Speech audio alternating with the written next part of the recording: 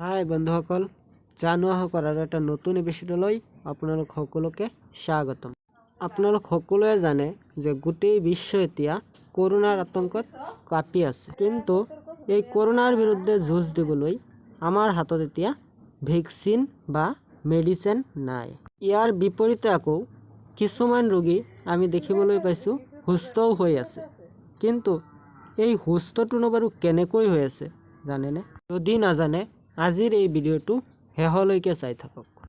Corona virus বা COVID-19 আজিৰ সময়ত এটা বহুত ডাঙৰ সমস্যা, যিটো সমস্যাৰ কোনো প্ৰতিষেধক বা ভেকচিন নাই বা মেডিচিনো নাই।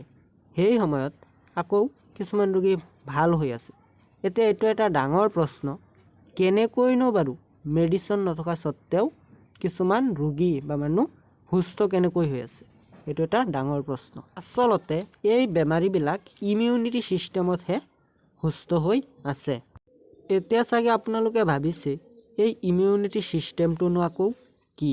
ইমিউনিটি ছিষ্টেমৰ বিষয়ে যদি আমি সহজ ভাষাত ক'বলৈ যাওঁ, তেতিয়াহ'লে ক'ব লাগিব যে ভগৱানে আমাৰ শৰীৰত এনেকুৱা এটা বস্তু দিছে, যাৰ জৰিয়তে আমি যিকোনো বেমাৰৰ লগত যুঁজ দিব পাৰোঁ।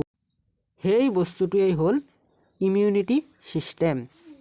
এতিয়া চাগে আপোনালোকে ভাবি আছে যে তেতিয়াহ'লেতো আমাৰ বেমাৰ হ'লে মেডিচিন খাবই নালাগে, এনেই আমি ভাল হৈ যাম।